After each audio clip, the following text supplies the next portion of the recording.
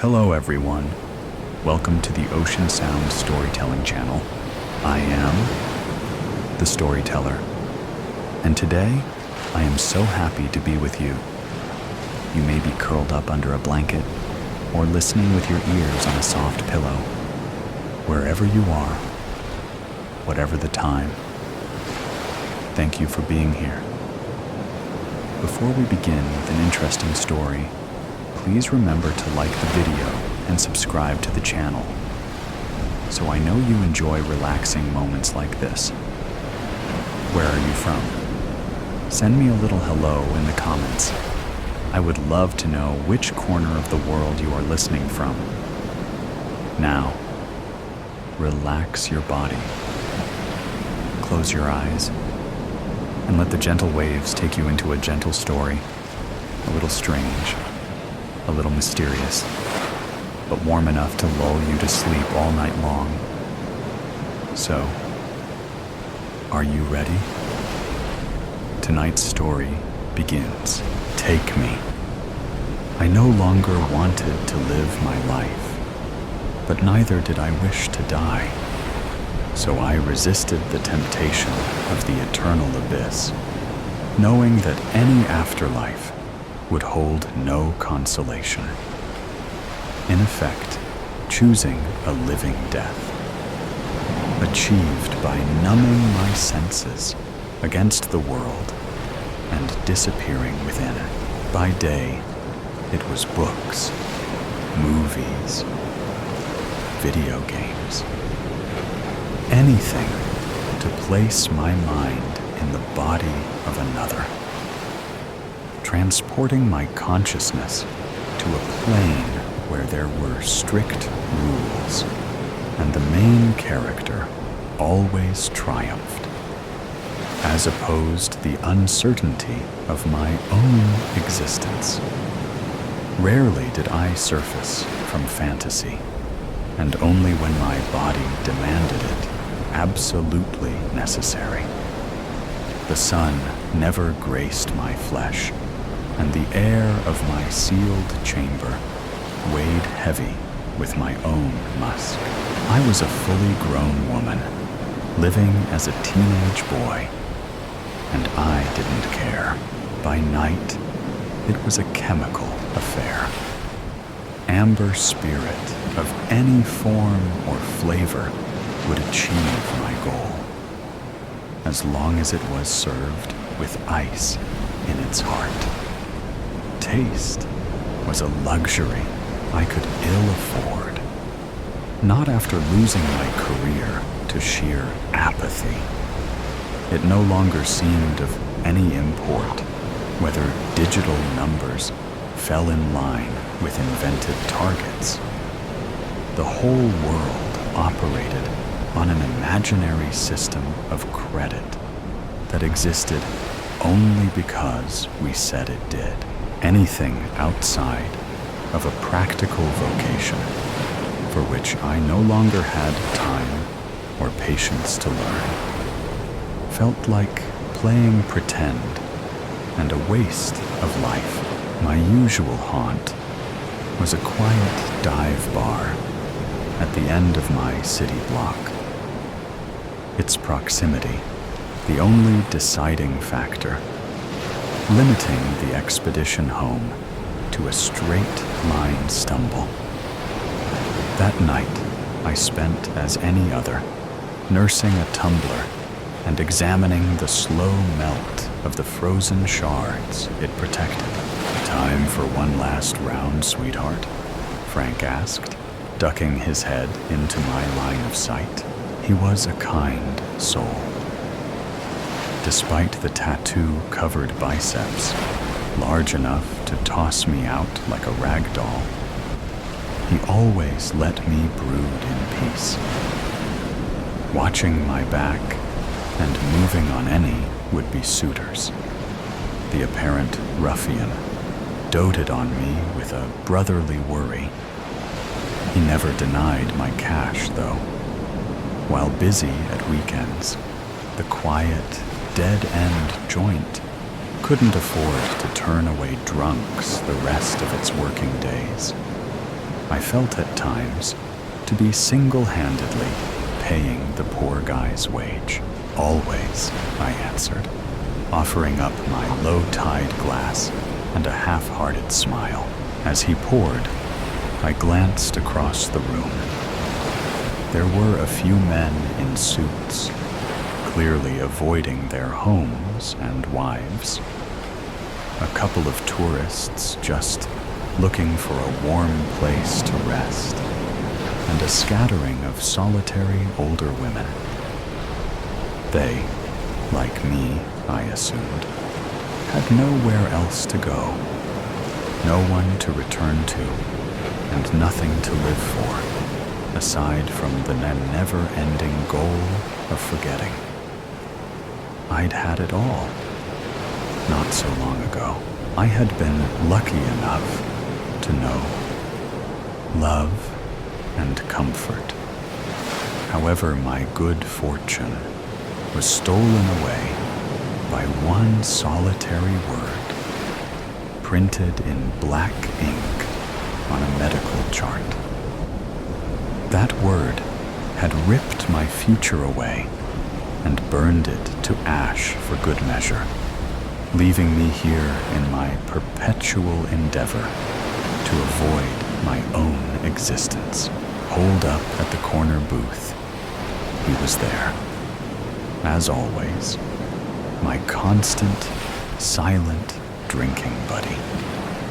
Every night, he arrived like clockwork in a pressed black shirt and pants with shining black boots. His midnight wardrobe offset only by the pale ivory of his skin and the crimson of his lips. Ordering a single jar of bourbon, which would never grace his tongue, there he stoically remained, silently surveying the room. I had never even seen him rise to use the bathroom. How he managed to leave several times a week with a different conquest on his arm, I had no idea. Girl or guy, it didn't seem to matter to him. They just flocked to his side, like magnets being drawn together. With only a look, he seemed to seduce a target with an hour or less of minimal effort. He then escorted them out the door for what I only assumed to be a night of intense pleasure. He was certainly handsome in a clean-cut way, but he had never directed his gaze at me or any of the other regulars. It was always the passing through that succumbed. Alaric was his name, according to Frank. In spite of his blatant philandering, I couldn't help but imagine he treated his prey with more humanity, that I had been dealt by the man I once loved. That cursed filth had proclaimed to love me. The putrid liar had promised me protection. The venomous snake had abandoned me at my most vulnerable. One word was all it took to break our bond, shatter his oath completely. One printed word, voiced in clinical monotone under fluorescent lights. The word that tore my future to shreds and sent my beloved in search of a more suitable mate. Infertile. I had been told I was still grieving, and knew it to be true. My depression, spiced with anger, told a traditional tale. What I considered a lie was that it would end in an accepted peace. How could it, when my natural immortality had been ripped away? Any harmony I would have found in life would have risen from knowing my memory, and soul would have persisted through the generations that came after me. Anecdotes told of my character to grandchildren and onward, keeping me alive in thought, my name on a branch of an ever-expanding tree. Instead, there would be no furthering of my story. It would end when I did. So why not just get it over with? Any experiences gained would be lost to time anyway. So why bother? Why expend all that energy on impermanence? I should have just ended the torment that day, when my forehead had been stamped with pointless. There were only two reasons I held back from instigating the end. One was the fear that any afterlife would be purposed with watching over loved ones, for which I had none. So it would tally that I would be no better off than I was now. The other was Alaric, and the solution I had begun to suspect he could offer me. My quest to lose myself in various media had educated me thoroughly in the ways of the vampire, the desperate young girl in need of connection, an outcast from the society surrounding her. Ill-fitting in the living world, she would always come across a creature of the night who would welcome her into his ranks, usually with sultry and salacious single-mindedness. Alas, if Alaric was what I suspected him to be, he ignored me, perhaps because my clouded mind was reaching for a fantasy solution to a real-life problem. Most likely, he was only a strange-looking man with a talent for seduction. Regardless, I couldn't shake the idea. Too many aspects of his regular attendance pointed to the supernatural. If I was wrong, all I would achieve was appearing like the drunk I had become, which was small consequence to risk being proven right. "Good evening, Alaric," I slurred, and slid onto the red velvet bench beside him. "Do I know you?" he asked in a soft English accent. His slow and steady speech relayed a calm, in direct contrast to my harsh American. "Not officially, but I've sat at that bar every night for several weeks, watching you. So I believe I know you very well." "Oh?" he asked, waiting for me to fill the space. "I know what you are," I whispered, in the way that inebriated people do when they believe themselves subtle. "And what is that?" he said, smiling as if humoring a toddler. The feeling of being infantilized by a look sent waves of submission through me. It made me feel safe under his powerful gaze, willing to surrender control into his adept hands. Returning to a childlike state would allow me to release the expectations I had placed on myself to assume parenthood, which only solidified my resolve to follow my intended course of action. "Vampire," I blurted. I did not want to drag this out into a feature film of suspect and intrigue. I wanted my answer and solution that night. The sooner, the better. His reaction was as expected.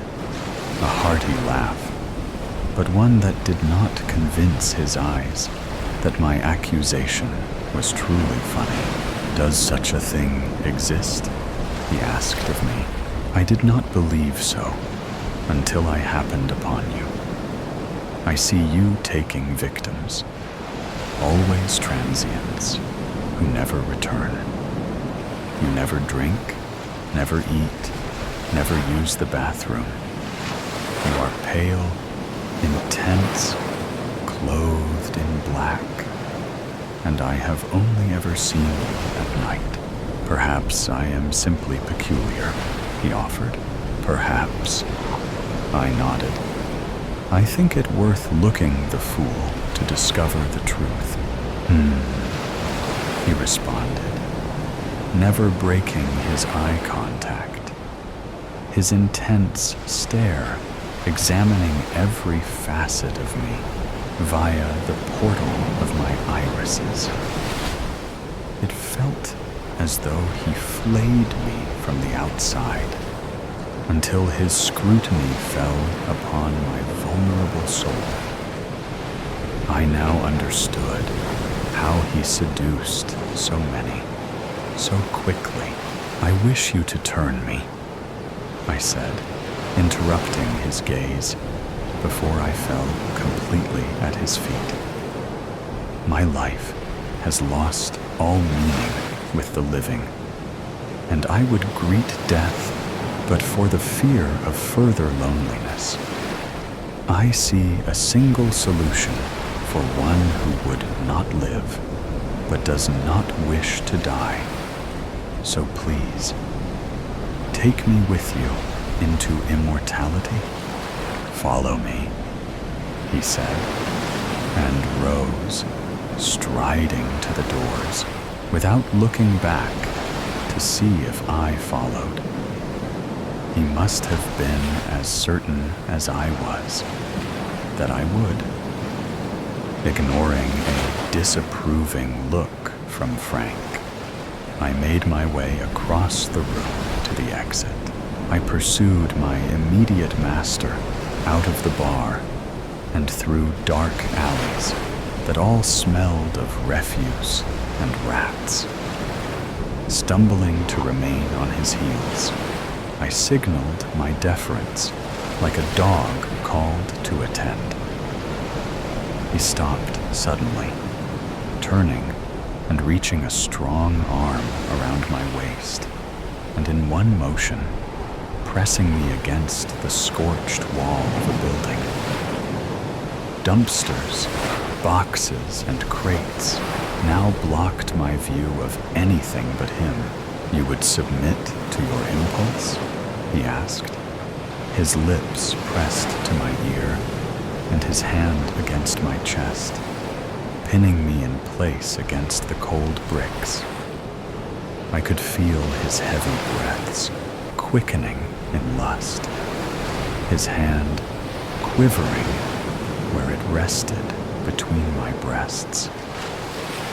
Whether it was from desire for my blood or body, I still did not know. The chance of stretching my living death into infinity was worth giving him either. "You would succumb to my will?" he asked again. "Break from this life and join me in whatever comes next?" "Yes!" I screamed in ecstasy, feeling excitement and promise for the first time since that word had plunged me into darkness. "Take me, please. Take me away from this temporary world." Sudden pain and cold followed, his dead cheeks pressing against my neck and his teeth puncturing my jugular. My warm blood mixed with his icy touch, like boiling soup spilt on a snow mountain. I closed my eyes and writhed in anticipation of the immortality I sought. Eventually, he pulled back. The world swam and swirled as my head felt as but a feather. I saw his chin stained brown with my dried blood. How long had I given myself to this creature? The low light of the alley weighed down on my senses. The rotten smell of the trash bags assaulted, and without his hard body pressed against mine, I felt exposed. Will it happen now? I managed to mutter through the disorientation, my eyes rolling and unable to focus on his beautiful face. Will you die? Yes. Will you turn? I doubt it, he said, sneering down at me. Somehow he had grown tall, or I had fallen.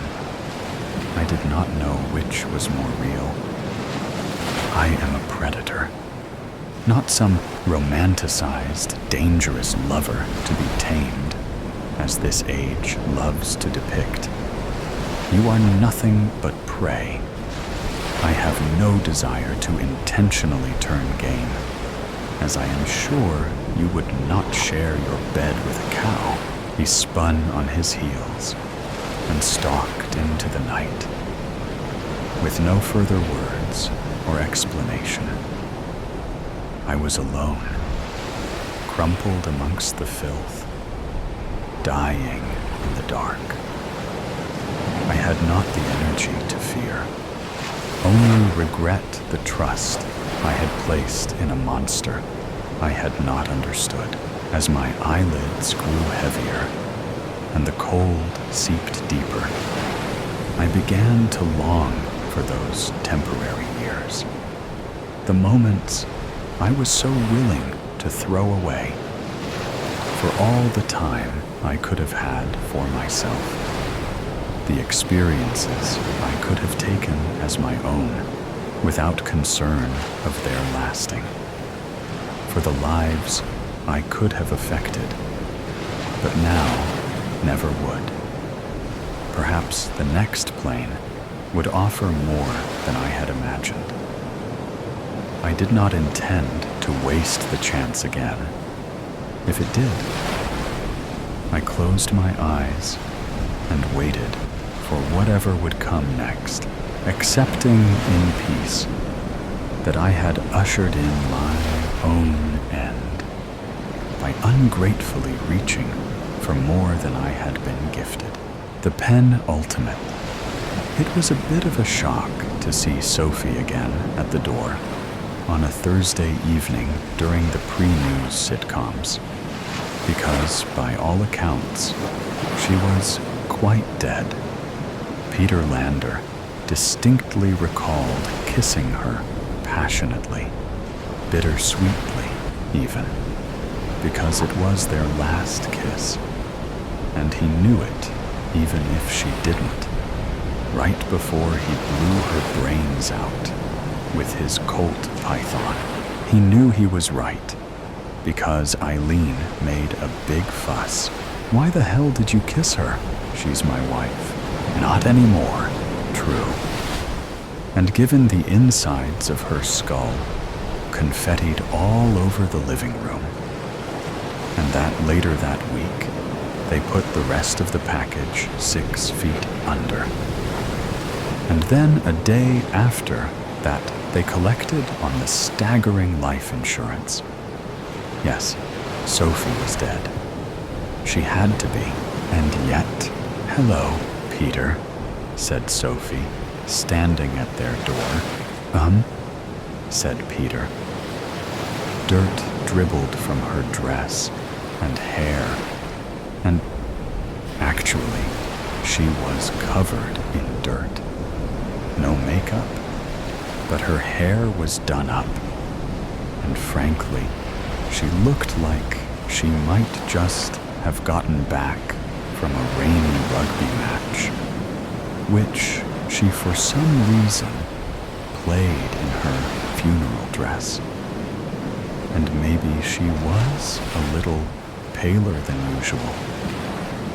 Oh, and she had that gaping hole in her forehead, of course.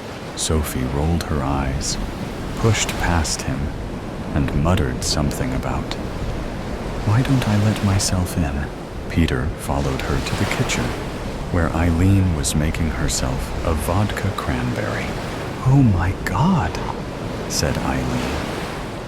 Her tone was shocked, but not the kind of shocked you get when you see a dead person walking around, but rather when you see the wrong dead person walking around. Like when you're in line at the express checkout, but the old guy in front has more than 10 items, and it's noisy, and the AC doesn't work, and a greasy tween elbows you in the boob and doesn't even notice, much less apologize. "Peter, what the hell? She just showed up," he said with a shrug. "What do you want from me?" "Right," said Sophie. She placed a briefcase on the kitchen table, her lawyering briefcase from back when she was alive, and a lawyering, and unclasped it. "Gather round. Family meeting time." Peter and Eileen sat, though she huffed and crossed her arms and kept the vodka at hand. "Are you even part of our family anymore?" Eileen asked. Sophie glared her silent. Then she pulled out piles of papers, old yellow paper, covered in horrid red ink, all over the table. "Soph," Peter said. And then he winced. He never really knew how to broach deeper topics with her, which was maybe why their marriage was so-so. What's happened to you? Are you a ghost?" "She's obviously a zombie," Eileen snapped. "I told you to use the shotgun, but did you listen?" "No." Sophie drew herself up and sniffed. "I am not a ghost, Peter. Ghosts aren't real." Out of her briefcase, she pulled out, reverently, a ruby-red fountain pen. Except it wasn't merely ruby red, it was ruby, with a gold nib, and placed it gently beside her. "Neither am I anything so gauche as a zombie," Eileen pouted. "I am a revenant." Peter and Eileen shared a look. "What's a revenant?" he asked. "I'll put it this way. When I ran into the devil in hell." "Told you lawyers went to hell?" Eileen said, sneering. Sophie cleared her throat. "When I ran into the devil, I made a deal with him. He'd let me come back as an undead murder machine so that I could wreak unholy vengeance on those who wronged me. You know, tear you limb from limb, eat your heart, and drag your sorry soul back down with me. Kind of one last big hurrah in the world of the living." Peter gulped. Eileen dropped her glass, which wobbled on the table and spilled all over her lap. "Thing is," Sophie continued, holding up a parchment covered in bloody writing, "I've gone over this contract hundreds of times, and as soon as I kill you, I go back too. But not until." She took a couple fresher-looking sheets of yellow paper and slid them across the table, one each for Peter and Eileen. "So, I'm willing to offer you a deal. Feel free to read over that. But the gist is, I don't murder you. And in exchange, I get to live here and get access to the millions from my life insurance policy. Peter looked at his paper and gulped. Is this written in blood? It's Lucifer ink. By Lucifer ink, Sophie said. Then, with a distant look in her eyes and an unsubtle tremble, she added, blood tends to boil down there. Oh, it is written on human leather, though. Peter and Eileen dropped their papers. What if we don't sign? Eileen asked. Then I murder you now and drag your soul down to hell. Can we just shoot you again? Peter asked. Technically, yes. But come on, Peter. Use your thinking brain. I'm already dead. Even if you managed to destroy my body by blowing it up or something, I'd just come right back, like some cheesy slasher flick. And the neighbors would probably complain about the noise.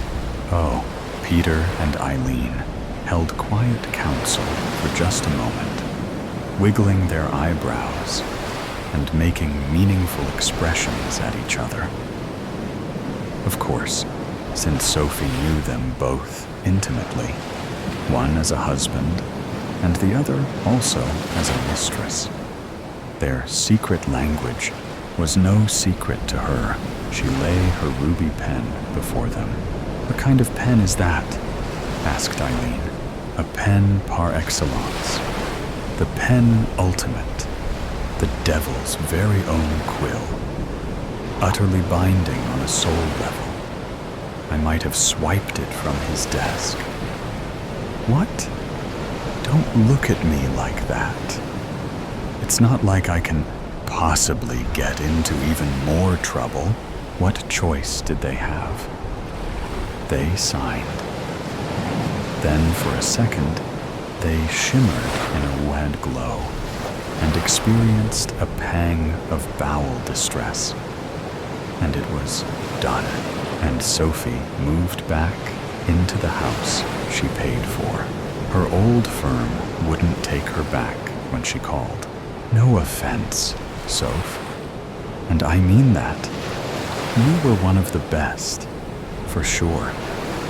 It's just, people already see us as ghoulish. And if we brought you back, well, it'd no longer be libel, would it? So she plopped herself down on the living room couch, right in the middle, so Peter and Eileen couldn't cuddle up on it while watching a nice rom-com or something. Not that they watched rom-coms, because Sophie had control of the remote, and she binged trashy reality TV 24 hours a day. Maybe someone else would want to watch something, Eileen said. Maybe someone else should get a job and buy the TV, Sophie snapped. And 24 hours a day really was 24 hours a day, since Sophie didn't sleep. You mind turning that down at night? Peter asked, after he caught himself humming a reality theme song in the shower. It's just, I can't sleep. Yes, Peter, said Sophie. I do mind. And then she cranked the volume up. The only thing that competed with the blaring TV was the shrill ding of the doorbell, going off like clockwork. Also, at all hours of the day. Having some free time, for perhaps the first time in her life, Sophie crawled the online shopping sites and splurged on whatever caught her eye. After all, her life insurance money was as much hers as anyone else's. And given this was her retirement, she had nothing to save for. The lack of responsibility felt liberating. The living room was soon filled with unread books, unworn clothes, unwatched movies, unexercised workout machines, and uneaten chocolate. Somewhere, she even found a life-size alabaster unicorn, whose horn scratched up the low ceiling. And because she refused to budge from the couch, muttering something about the sentimental value of it being the place her brain was ejected, it fell to Peter and Eileen to get the deliveries. It was exhausting in their spare moments. Peter and Eileen mostly stuck to the kitchen, where the blaring TV was at least a little muted. Having company over was difficult, because all their friends understandably kept bringing up the Sophie situation. And frankly, it was getting embarrassing explaining themselves over and over and stressing that the living room was Sophie's room, and so it was best to leave it be. Eileen hit the bottle increasingly hard, and Peter took up smoking again. Easy, since Sophie no longer nagged him about it. "This isn't working for me," Eileen said one night. Peter nodded. "This isn't how I pictured our early retirement."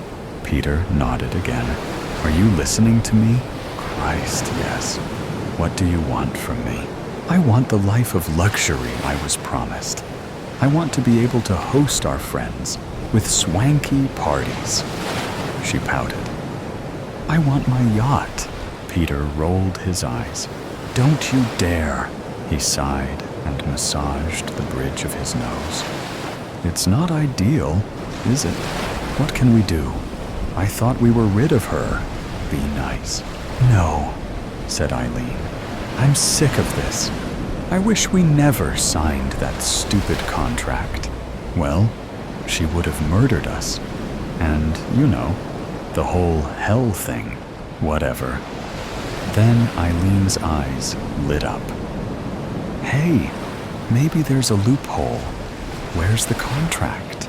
Stealing Sophie's briefcase wasn't too hard, what with the TV blaring, and her attention focused entirely on the very real antics of the very real people on display.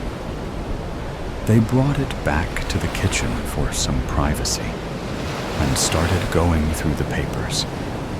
Sophie's contract with the devil was huge. It took them a solid week to go through it. A week made all the harder by the constant interruptions from deliveries. But finally, on Friday, they hit on something. Footnote 28397, Peter read. "Note that the Revenant has license to seek revenge on exactly one former aggressor. As soon as such an aggressor is slain, the Revenant contract is concluded, and both souls become the property of Lucifer Inc. Note that collateral damage is permitted." "What's that mean?" Eileen asked. "I'm reading. Hold on. Basically, if she blows us up or something, that's fine too. The contract's done when one of us dies, but there's no penalty, I guess, if we're both dead." "Super. So very encouraging." "Shh. Wait. There's more." Peter adjusted his glasses and took a drag on his cigarette. "Note also that the contract will be concluded if any of the aggressors should die by any means, whether caused by the Revenant or not. This includes, but is not limited to, traffic accidents, war, acts of God, peanut butter, old age, or being murdered by someone else." Said Eileen. setting her drink down. Said Peter. What do you suppose that means? I guess, Eileen hedged, if one of us were to die, then... Peter set his cigarette down on the table. He locked eyes with Eileen, and neither blinked, as an ad for an energy drink roared in the background. At once, she flew at the counter, and he dived for the pantry. And they both kicked over their kitchen table. Eileen grabbed the first things available to her: a cutting board covered in raw, soon-to-be schnitzels, and a gory meat tenderizer. She flung the floppy meat patties across the room and roared, hoisting her tenderizer into the air. And then, with a shriek, brought her cutting board up, just in time to block the worst of a volley of canned pinto beans. Peter charged her with a battle cry, holding a jumbo can of tomato juice with both hands. He leapt at her, right as she swung. Her tenderizer savaged his temple, but he tackled her. I think we should see other people, he roared, bringing his can of tomato juice down and down again. Eileen screamed, desperately blocking with her cutting board and flailing her face tenderizer, until it finally connected with his jaw. It was enough for her to push him off and then roll on top. And now Peter was on the defensive. It's not you, it's me, she cried. And each time her weapon came down, torrents of blood, or tomato, it was hard to tell, splattered everything. They rolled again when Peter was able to get a hold of a raw schnitzel and shove it into her face. And then again when she managed to can opener his ear. And on it went, until they both flopped onto the kitchen floor, gasping for breath, covered in cuts and bruises and meat. Truce, he wheezed. Yeah, she managed, and then coughed. I thought killing was supposed to get easier after the first one. Hey, do you smell that? Eileen sniffed. Is something burning? Laboriously, they both sat up and found their kitchen to be on fire. The worst of the blaze was their table, which had been covered in Sophie's dry old contracts, Eileen's liquor, and Peter's lit cigarette. Oh, hell, he muttered as the flames drew closer. Then they both screamed for help. Sophie ignored them at first, because their drama was just too much, and nowhere near as interesting as TV. But it grated on her enough that she finally rose off the couch. By then, the kitchen was a conflagration, with nary any raw meat in sight. Neither schnitzel nor Peter and Eileen. Damn it, she said, planting her hands on her hips.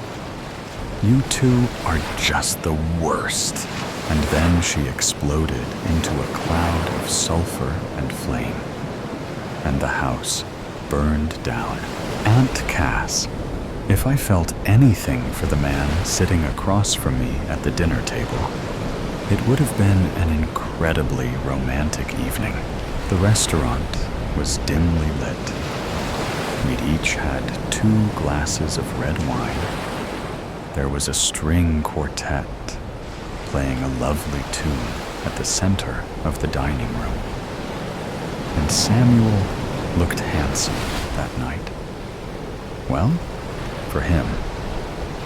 His suit was a size too big, and he had gotten a weird haircut that week. but he'd never looked better. Champagne? He asked me. Dear God, I thought to myself. He did not put the ring in a champagne glass. 3 minutes later, our waiter set a champagne glass down in front of me with a sparkling diamond ring at the bottom of the glass. I squealed and smiled at Samuel. Yes, yes, 1,000 times yes. I kissed him, because that's what you do when you accept a marriage proposal. I slipped the ring on my finger. I did not want to, and would not marry this man. But my squeal of enthusiasm was real. I was thrilled to be his fiancée at last. Chuck, a year ago, I received a different marriage proposal from a man who is Samuel's opposite in every way. Theodore is handsome, clever, ambitious, and can fill out a suit. We met at the magazine where I'd been working as an associate editor for 5 years. He started with us as a weekly humor columnist, and we began dating almost immediately. I was hesitant at first. I had avoided romantic entanglements ever since an incident during my junior year of college.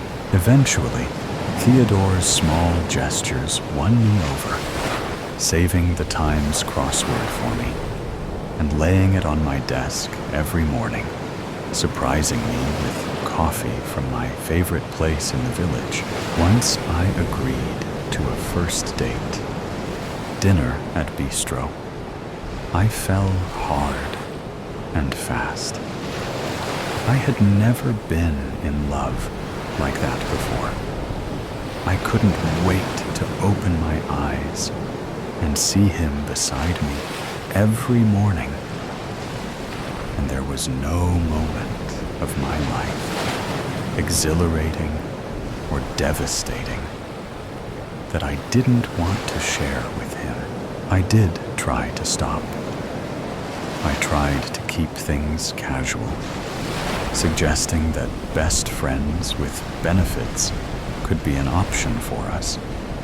Theodore just laughed at me, his blue eyes sparkling. It was impossible. We were clearly meant to be more than friends. The inevitable was drawing closer and closer when Theodore suggested dinner at Bistro on the 2nd anniversary of our first date. I started to panic, Aunt Cass's voice echoing in the back of my head. I tried everything I could to cancel our anniversary dinner. I blamed a family commitment, but it turned out that Theodore had gone to my parents to ask for their blessing, so that plan failed. I told Theodore I had a deadline at work, but the editorial staff was in the loop and had cleared my schedule for the weekend. The night of the Bistro dinner, we left straight from the office. Theodore went downstairs ahead of me to get a cab, and I looked frantically around my office for a reason to stay. Do I have any messages? I asked my assistant. Samuel shook his head, giving me a dopey grin. None. Jack, the thing you need to understand is that I desperately wanted to marry Theodore. Everything about our relationship was amazing. The sex, the conversations, the unconditional emotional support. Everything. An engagement, however, was out of the question. When we got to Bistro, Theodore had reserved a quiet table in the corner.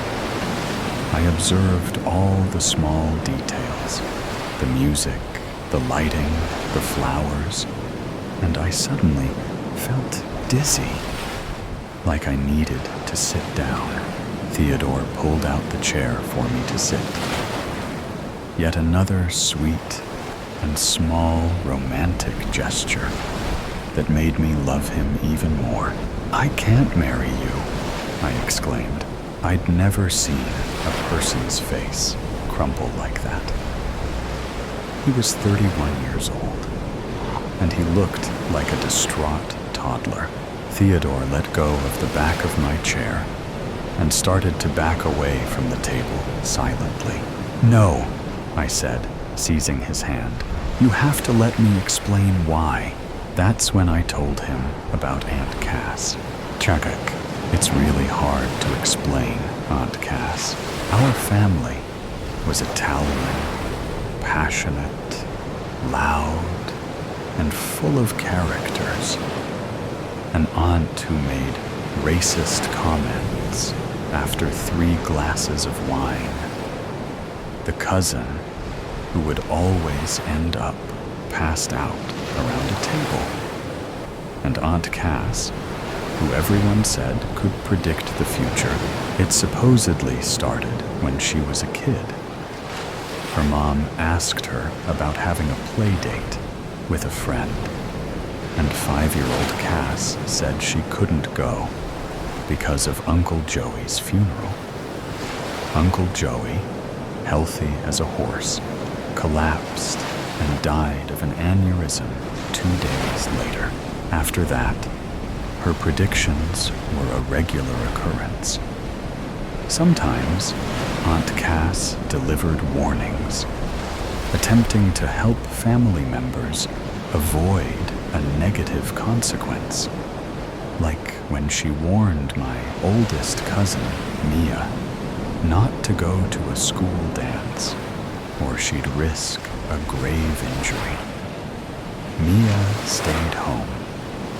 The limo her friends rented was in a horrible accident, and 3 kids ended up in the hospital. Other times, Cass's predictions were more definitive, unavoidable, like when she told her cousin, Freddie, that he was about to be fired.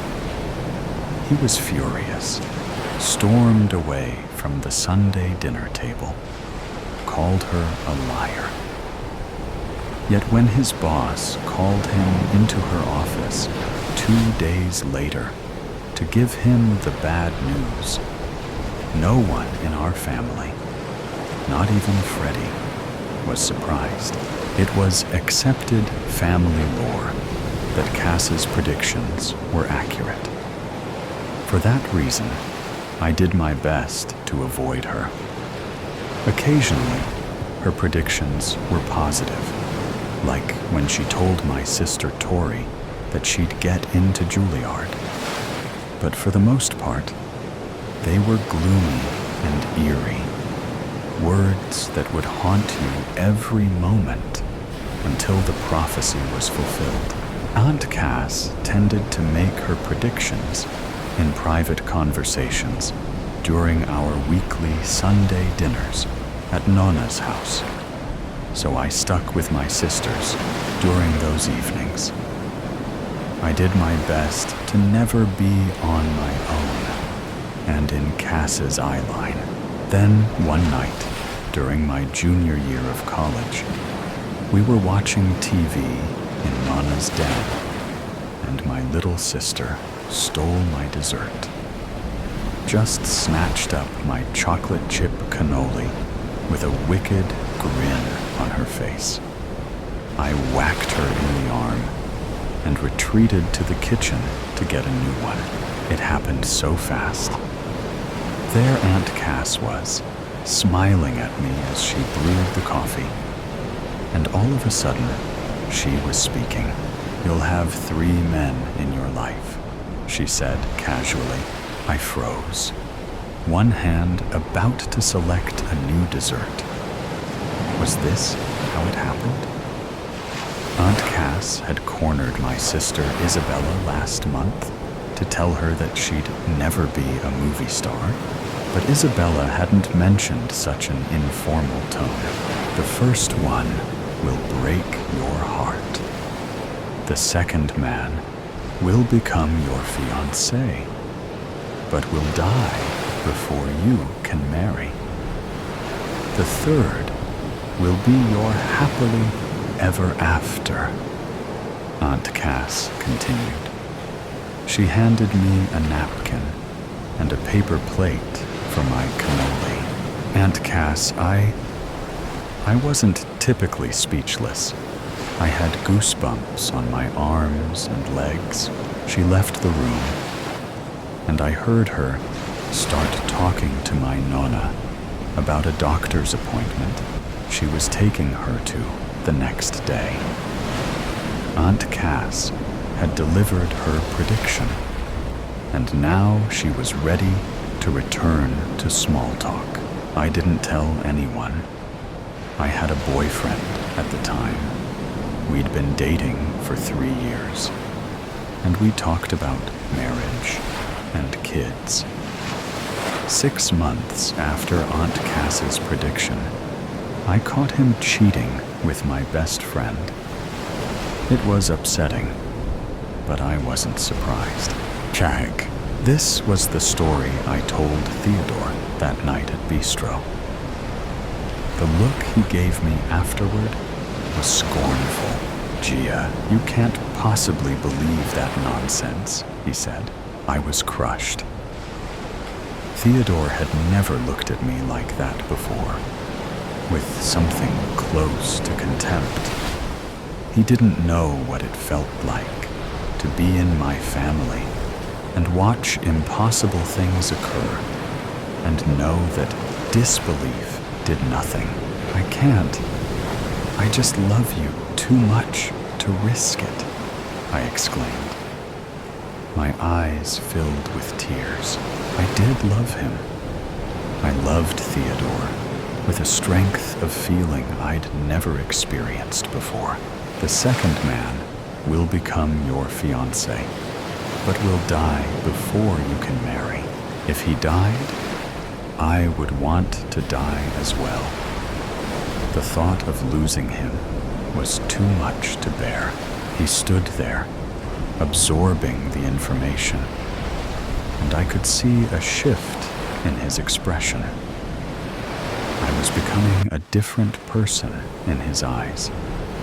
A kook, a nut job, someone not serious or stable enough to love and marry. It was infuriating that Aunt Cass had done this to me. I was 29 years old, and her prophecy had been haunting me for a decade. I avoided intimacy. I resigned myself to a lonely life. I was scared of never finding someone to love, and equally afraid that when I did, they would die, and it would somehow be my fault. Enough. A small voice inside my head pushed Aunt Cass out, and I felt calm and resolute for the first time in weeks. It's really nothing, I said, striving to make my voice sound conversational. It's just a hard thing to shake, and I've been... I paused, sensing it would give my next words more impact. I've been lied to my entire life.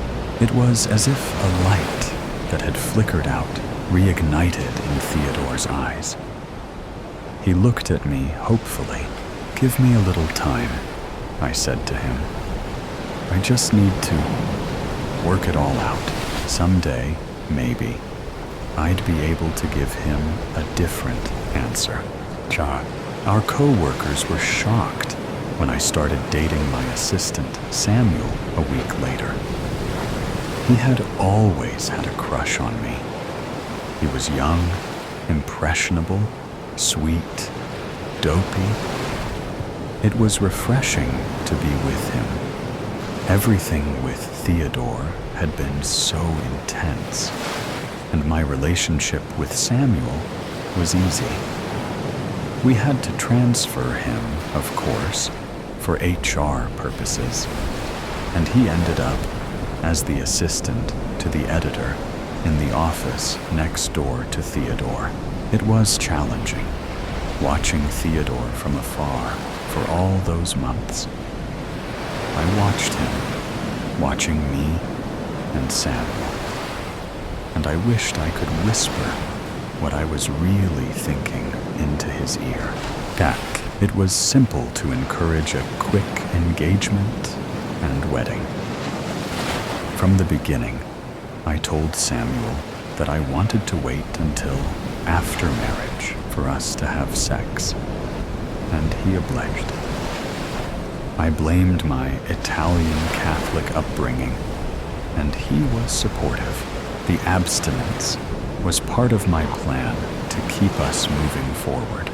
Nothing encourages a man to speed up a wedding date like a vow of chastity. Jack, after I accepted Samuel's proposal, after we told our families and started making plans for a wedding, after we set a date that was just 6 months away, I waited. It was agony. Theodore started to date.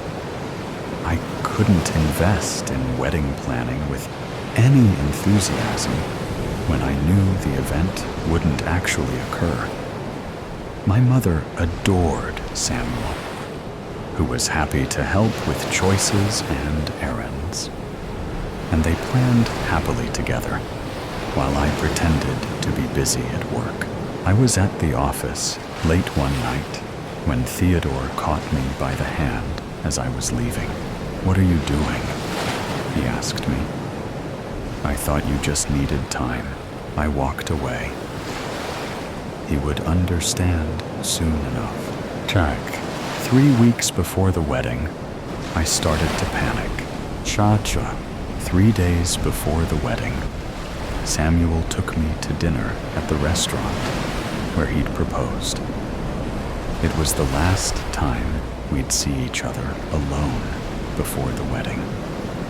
He had a bachelor party the next evening, and I had a bachelorette. And then we'd have the rehearsal dinner.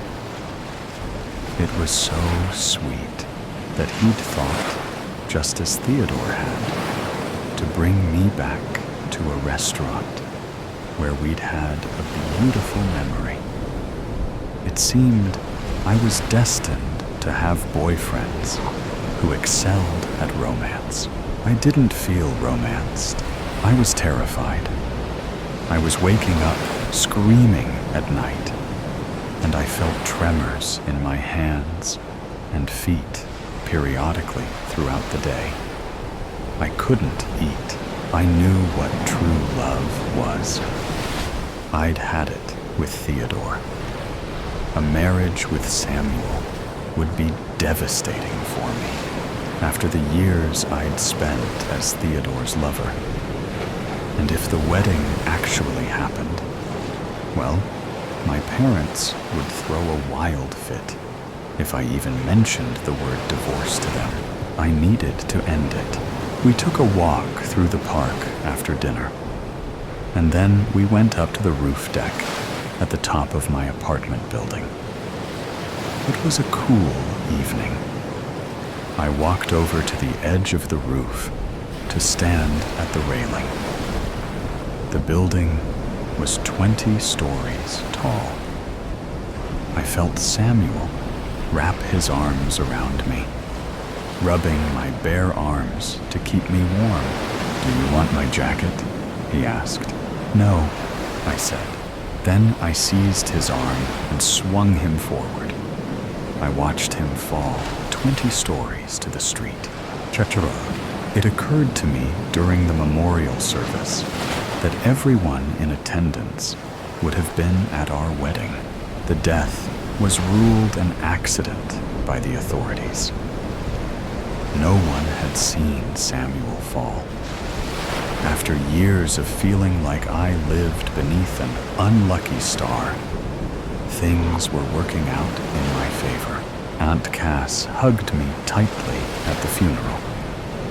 "I'm so sorry, baby girl," she said, crying and whispering so that only I could hear. I hate when I'm right about these things.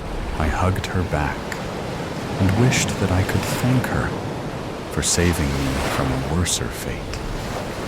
There was no way to know if I could trust her, though.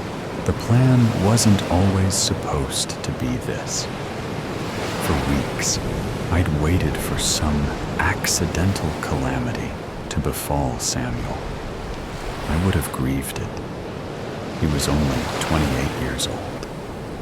But I wouldn't have had to resort to what I did. It simply wasn't fair.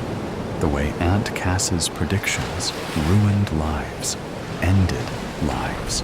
Jack, after everything was over, the funeral, the memorial service, I called Theodore and asked him to dinner.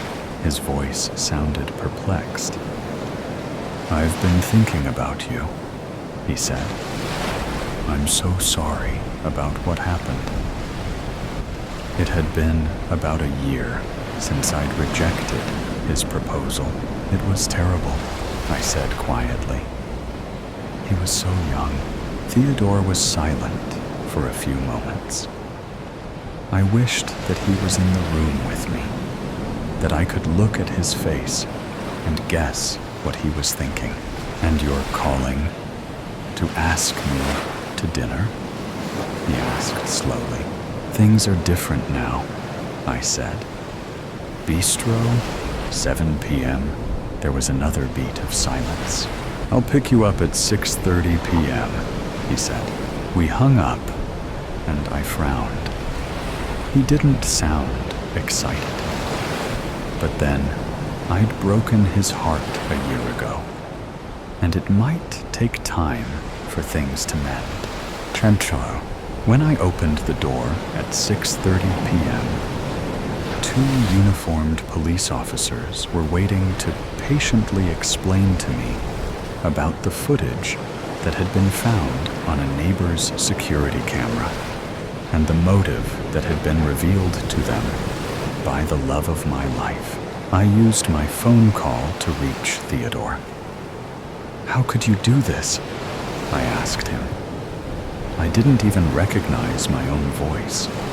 It was high-pitched, wild, and frantic.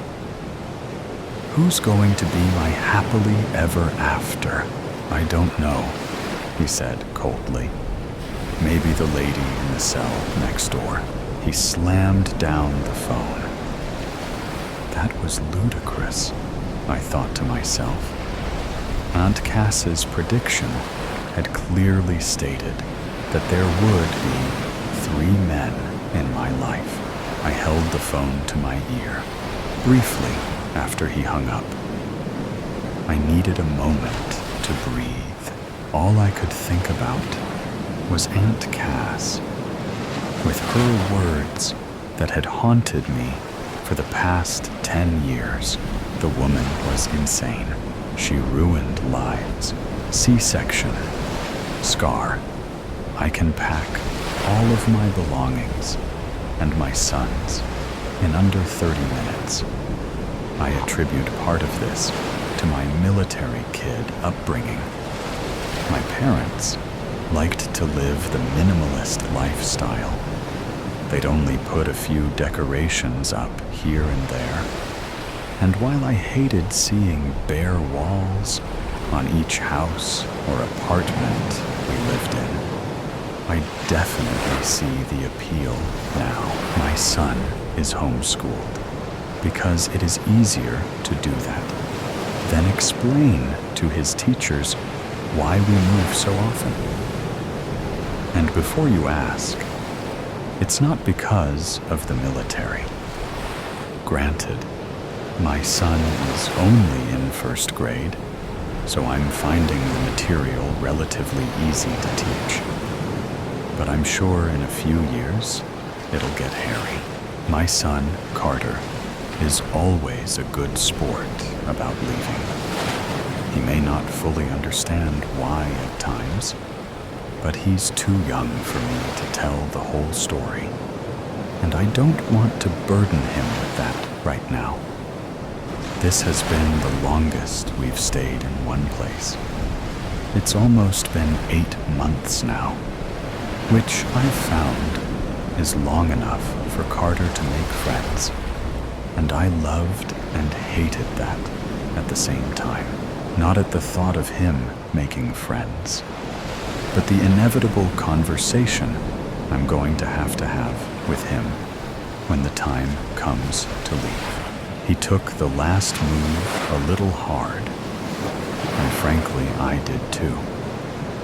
I moved us to the West Coast, a place I had always wanted to live since I was little, but never got the chance to.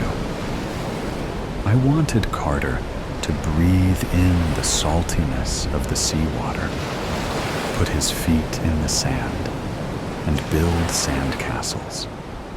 I wanted him to experience what it was like to just be a kid for once, and hopefully put down roots. And he got to do that, but only for a measly 4 weeks. Now, living in dreary Seattle, a place I never wanted to move because of its constant gloominess and downpouring rain, is the place we get to call home.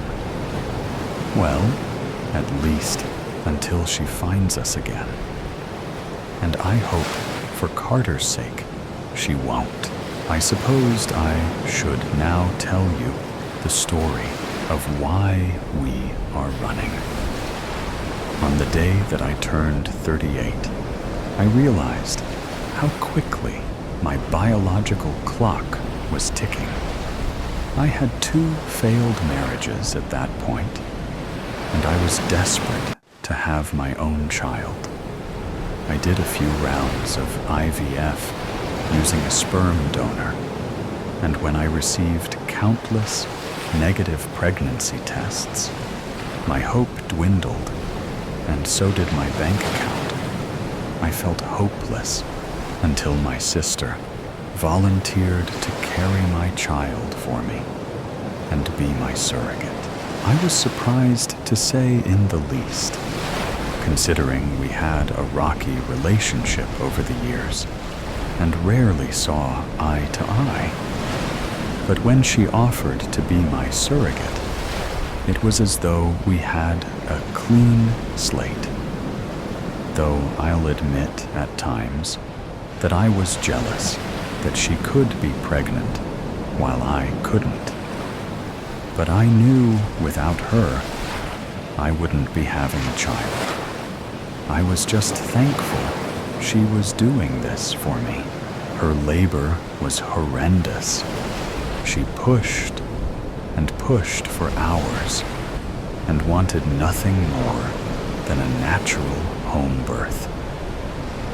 The home birth was one she planned for as soon as she found out she was pregnant. Instead, she was taken to the hospital for an emergency C-section.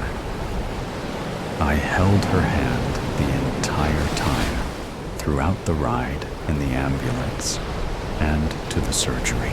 I felt as though I had taken a breath for the first time when I heard his cry. When he was set in my arms instead of hers, I watched her joyous expression turn to envy. As she laid in the hospital bed, recovering, she stared at him in the bassinet before turning to me. Can I name him? My eyes flickered towards her, her mouth agape as she gave me a sweet smile. Name him? I asked, still in awe.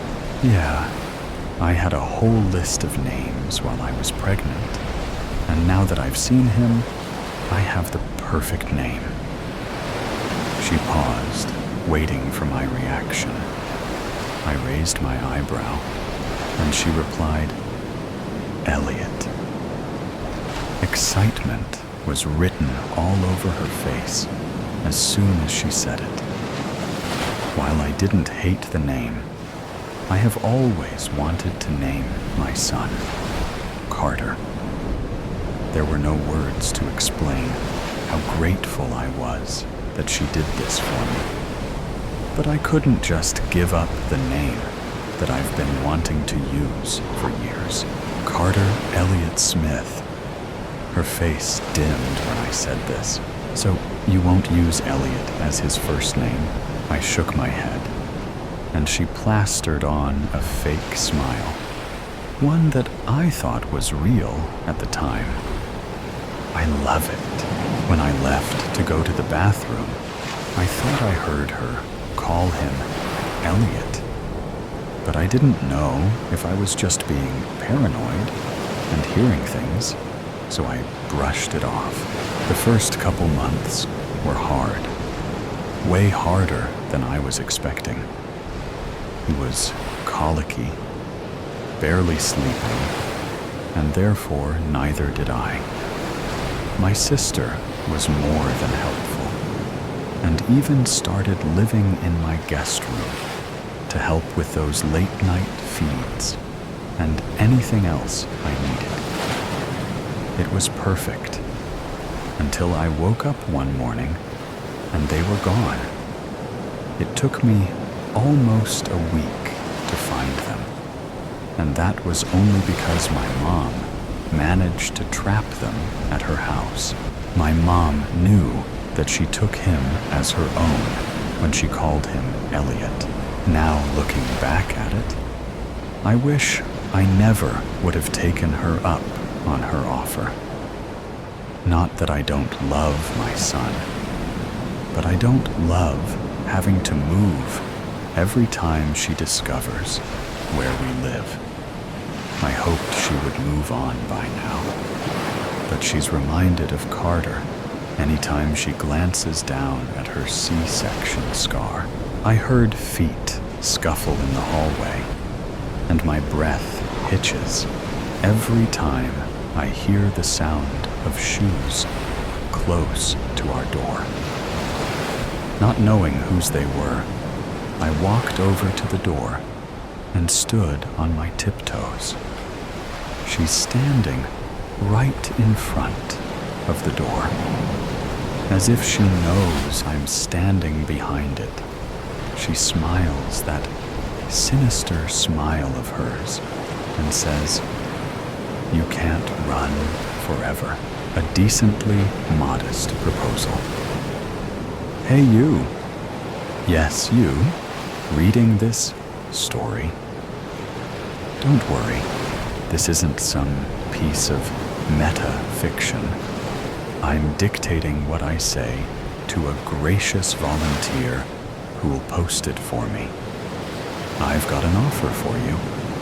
And no, not like a door-to-door salesman peddling dull kitchen knives or what have you. You see, my offer is as genuine as a baby's first laugh. My name is Donald Basemore Cooper. Quite a mouthful, I know. My friends call me Donnie, DB, Coop, Basement, and so on. Take your pick. They're like paint samples. But the people I do business with, oh, they call me a lifesaver. Believe it or not, old Donnie here knows a thing or two about you. I'd wager 9 out of 10 of the people reading this are sitting down. Maybe you're lucky, number 10 though, standing up at work, browsing your phone, blessed enough to have clicked this offer. Maybe your job doesn't let you sit down like a cashier or that guy who takes the stubs off movie tickets. Regardless, whether you're sitting or standing, you'll realize that your feet probably hurt. Maybe a little, maybe a lot. Maybe sitting down is just a temporary oasis from the desert of swollen soles and pained pinky toes. But we've all been there. We all know what it's like to have our dogs barking. Think about it. From the moment you were born, your mommy or your daddy had a countdown going for the day you'd take your first steps. Maybe they even filmed it, a joyous occasion to look back on. But was it really? Because after that, you might have found walking fun for a year or two. Then you might have graduated to running, sweating off the sugar highs you'd get from your candies and such. But at some point, I'm confident walking and running just became, vanilla. Plain and simple. Boring, even. Hell, I'm taking it one proverbial step further and guessing it's just plain tiring too. Now, as an adult, say you can't find a parking space close to where you need to go. Now you gotta walk. Or maybe the bus station isn't that close to where you work. We haven't exactly designed cities around those of us without cars. Maybe your job keeps you on your toes. Go run this. Go clean this. Go serve that table of assholes their food, knowing they won't tip you. More walking, and even if you try and relax on a weekend, guess what? How long can you last until you go shopping at a store, or even a mega shopping center, floor after floor, dedicated to glorious capitalism, a shrine to enjoyment and consumerism? But your feet will have hell to pay. And I know I can hear some of you thinking to yourselves, but Donnie, I like to walk, run, and jog. Hell, I eat marathons for breakfast. I hear you. I promise you still gotta listen to my offer. You see, why do we do those things? If you ask me, it boils down to 3 different reasons. First reason, maybe you like an early morning stroll through the woods because you gotta de-stress. It's calming, serene, reminds you of your mama's womb. I get that. But it can't be the only way you know how to de-stress. I'm sure your buddies, the bed and the couch, would like to chime in and remind you how relaxing they are. And if you still want to be in nature, watch a bird or two. Park benches are right there, singing a siren song to rest your feet. Second reason, weight loss. You want to be sexy. You want to look thin. You gotta shave those pounds off of you. But I'm sorry to say, it's really all a sham. Society made up these rules as to who counts as hot, who gets to be on the big screens and such. They want you to look thin because there's more money for them in looking thin. Exercise machines, designer clothes, beauty products, all that costs way more than a bag of chips and cookie dough, if you know what I'm saying. And then they have the gall to make food so tasty, yet so fattening, to keep this endless cycle going. You pay money to get thin, only to pay money to get fattened again. That's the secret to beauty. It's just money wearing a mask. Don't fall for it. Live how you want. Don't worry about running to get thin. Reason the third, maybe you run for sport. You know, it happens. You could have had a lazy eye and couldn't hit or throw a ball right. But boy, howdy, you sure could run like hell in a straight line. Now, your pal Coop here wasn't much of an athlete. Most of my running came from evading the school bullies, who are now, hopefully, adult has-beens and burnouts. But that spirit of competition is a wonderful thing. It's food for the heart and soul. But it won't last. Sooner or later, your body gives out, and you'll just be yearning for the glory days, like a college alum still visiting their frat house on homecoming. You can't run forever, so you see where I'm coming from now?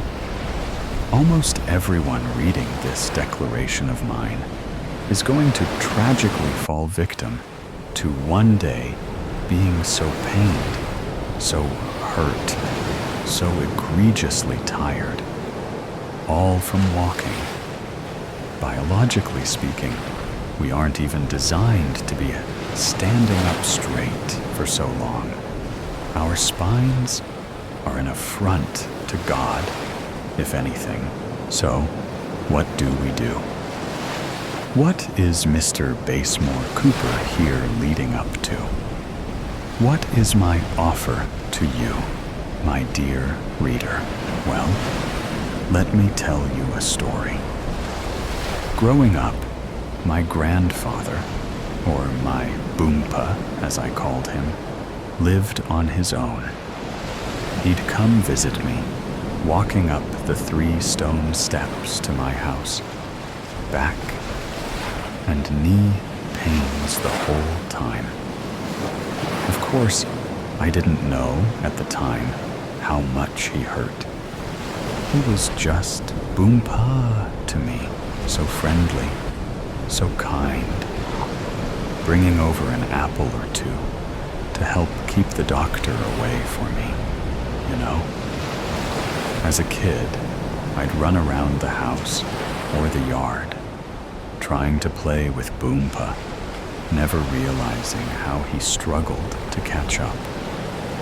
Then, inside, I'd jump on his lap as he sought relief on our couch. He's the one who taught me my dogs are barking instead of saying my feet hurt. Hell, he'd put a spin on it with, the whole pound is a barking Donnie, and then he'd leave to go home to his apartment, up several flights of stairs, all by himself. And I'd beg him to stay. Please, Boompa, I want to play every day. And I'd wonder why my parents were just letting him go off by himself. In retrospect, it's even worse. They had to have known his legs were hurting, but they basically kicked him out into the cold every time he finished visiting. Why couldn't Boompa just live with us? Would it really have been that hard? Don't you get ahead of yourselves, dear readers. There isn't some skeleton in Boompa's closet. No sins of the grandfather. No wicked reason why baby Donald couldn't see him every day. The real reason? Independence. As long as he could walk, he insisted on taking care of himself, living on his own, and thus seeing me only 12 times a year. Tragic, right? Your hearts must be breaking. Boo-hoo for Donnie? Nah, I should get that I was still lucky to even have Boompa. But you know who wasn't lucky? Boompa. Knees sore, feet aching. A lifetime of walking amounting to chronic pain. It really shouldn't be a surprise that he couldn't cross the street at a normal speed. So if you think about the number of stupid people combined with the number of impatient people in this country, it was really only a matter of time. Boompa couldn't possibly react fast enough to that car. Don't grab your tissues and start weeping. He lived. It's actually funny how tires crushing your bones, grinding your flesh, and spilling your blood across the pavement isn't enough to kill you sometimes. I wonder if Boompa found it funny too, lying there, waiting for the ambulance, dragging himself away from the mangled remains of his legs. Just a clean cut, the kind that would make a butcher blush with how precise it was. Just like that. No more legs and feet to hurt. Just like that. Boompa was at home. My home. To live with us. I could talk to him all day. My parents would take care of him, and he'd never have to walk again in his wheelchair. I couldn't be happier that he lived out the last few years of his life with us, fully provided for and loved. I'm sure he'd agree. I'll have to ask him when I go to heaven. And we could have had all that for longer if he had just gotten rid of his legs sooner. Don't you think? What I'm proposing is a free service, all done by me on the house, to give yourself the same kind of life Boompa had at the end. Fully taken care of, free from the stress of walking. You'll find new ways to relax, new games to play to pass the time. And losing weight? Well, a leg is a little under a fifth of your weight. So losing both? You're talking upwards of 50 pounds off, all at once. Way more efficient that exercise ever could be. Come on.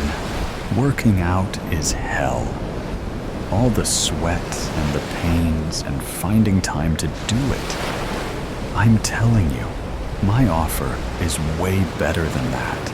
You might be hesitant because you don't have a spare wheelchair lying around. No worries. Part of the service is that I'll help you procure one suited just to your needs. What about housing? Making sure you can still move around. Your boy Donnie is right here. We can rearrange your house to be a more wheelchair-friendly space. What's that? Your job? Going out in public? Right now, I'm working on pushing the government to pass legislature to increase disability pay. Most public places have to be wheelchair accessible already, but with an increase to monthly payments, you'll have more than enough free money to use on both living and entertainment. You'll see, it really won't be a big deal to use ride-sharing services once you have the money from selling your car. How is the procedure done? Well, there are too many hoops to jump through to doing this in a hospital. God forbid us red-blooded Americans exercising the freedom we've been promised. I'll gladly come to your house instead. Just give me your address, and we'll pick a time that works best for you. Maybe you want the kids out of the house. Maybe you've been looking for an excuse to get off of work on a Monday. Certainly won't be going back to that job after we're done. I've got my bag of tools with me here. We've got some chloroform here, a new set of rags, some ropes too. I find it decreases the squirming if you happen to wake up. You don't have to worry about carpet stains either. I'll throw down a tarp. We could even set you up in bed for maximum comfort as well. Then you've got your choice of tool. The chainsaw is a wonderful choice for those horror fanatics out there. Plus, the noise will drown out any screaming that might occur. Again, if you wake up. But maybe you want quick and painless, or at least as painless as possible. That's where the elegant Japanese katana comes in, fully capable of slicing through bone. Maybe you want to savor the moment you give into a lifetime of relaxation and sitting. Or maybe you find your jollies from a little bit of pain here and there. No judgment here. But I've still got my trusty hacksaw here. Still good to go from the first time I did this procedure. Now, the forums will tell you that a bone saw might cut better, but ignore that hogwash. With enough elbow grease and a can-do attitude, my hacksaw and I will easily get your legs on a one-way trip to Aruba. Never to bother you again. Don't you worry a hair on your pretty head.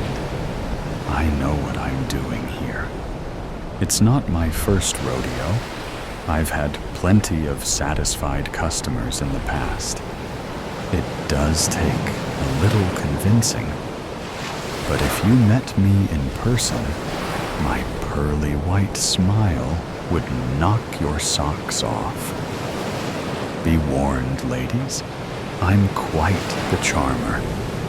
I wouldn't be surprised if we end up chit-chatting mid-procedure too. Why, yes, I'd love to take you out to dinner in your fine new wheelchair this Friday. I'll hold the door open for you and make sure you get home safe before I lift you and tuck you into bed, nice and snug. Now, in full honesty, not everyone is fully on board with this procedure yet. But I really am doing people a huge favor here.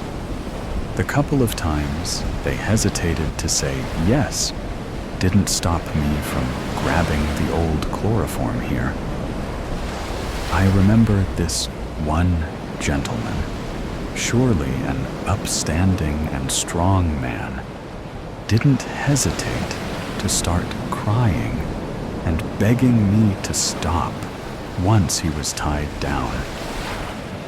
Those tears reminded me a lot of myself when I used to cry when Boompa left.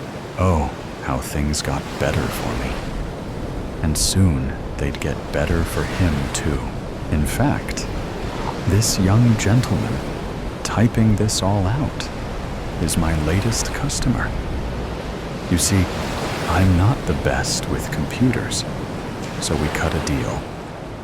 He could keep one of his legs if he helped me spread my word far and wide. So here we are. If only you could see him hobble, a little tear in his eye. There won't be any tears once he moves into his wheelchair, with my help, of course. I'm not a monster, after all. So folks, if you're interested in changing your life for the better, taking a stand against pain by sitting down permanently, then I'm your man. For Donald Basemore Cooper, call 555-NO-LEGS for me. You want to be free? Call your pal DB and make sure you hold on to those legs once they're off you. Because I've got a great home recipe to share with you in the kitchen. General, my eyes fly open like I'm waking from the dead. I start up, tossing aside the blanket that had been tangled around my legs. Something woke me up. I kick dirty laundry out of the way and shift my body to sitting up, head swimming.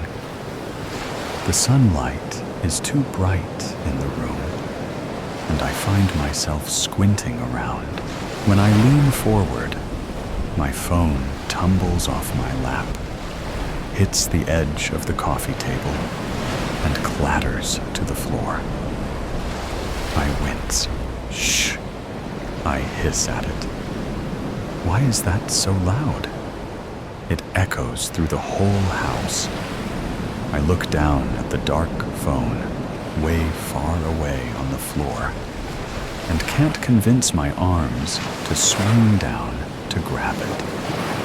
What's the point? So I can open it up and do what? I breathe in, smelling the stale smell of the old blankets wrapped around me in a cocoon. And because there's nothing better to do, breathe out again. I can feel stiffness in my stomach from the surgery, the stitches stretching with my skin. I'm hungry. I should haul myself to my feet, drag myself into the kitchen, and find something to eat. I try to imagine doing all of that, standing up, moving, opening the fridge, getting out ingredients, putting things in a bowl. I swing my head to the right. There's my water bottle. I can drink some water. I try to force my brain to imagine telling my husband, when he gets home from work, what I did today. I drank some water from my water bottle. I breathed in, and I breathed back out. I decided to keep breathing in and keep breathing out, because it was easier than not doing that. I look down at my right arm, and because it would be embarrassing if I can't even manage that, I lift my arm, pick up my water bottle with fingers made of lead, and swallow some water. I have been back from the hospital almost a week after my ordeal, and somehow swallowing water is still the most I can manage. The TV is on, and there's a very serious news lady droning on. She's talking about the spread of the virus, and there's a map with splotches of red. I don't want to listen to this, to see the red slowly seeping into our state, getting closer and closer to us. I want it to be quiet. She's talking so loud, she needs to be quiet. But I don't know where the remote is, and I don't know if I can remember which buttons to press. I lean my head back and think about going back to sleep. But if I go back to sleep, at some point, I'll be woken up again. And then what? Once, I liked waking up in the morning, greeting the fresh world and whatever the day held. Now, After what happened, when my eyes open, I just wonder when I can shut them again. I don't have to feel hungry when I'm sleeping, and don't have to worry about finding something to eat. Thump. There's a thump on the porch steps. My eyes trace past the cluttered living room, past the TV, out the window, and as he moves, I catch a glimpse of him. There's a zombie climbing the porch steps. I start to stand. Sharp pain shoots through my stomach. I stiffen and pause. Is that pain new? I don't remember it from yesterday. I leverage with my arms, stiff and sore, and haul myself to my feet. I kick at one sock that's slowly coming off my foot and shuffle around the pile of laundry to get to the window. Surely I saw something else. Right? I'm sure I didn't see a zombie. The lady on the news is saying to be very, very careful. She's saying that the virus spreads not just from the bite, but that it's in the water supply too. She's impressing on us how dangerous it is, because everyone knows that zombies are incapable of hurting other zombies. That's why it's spreading so fast. I reach the window and stop.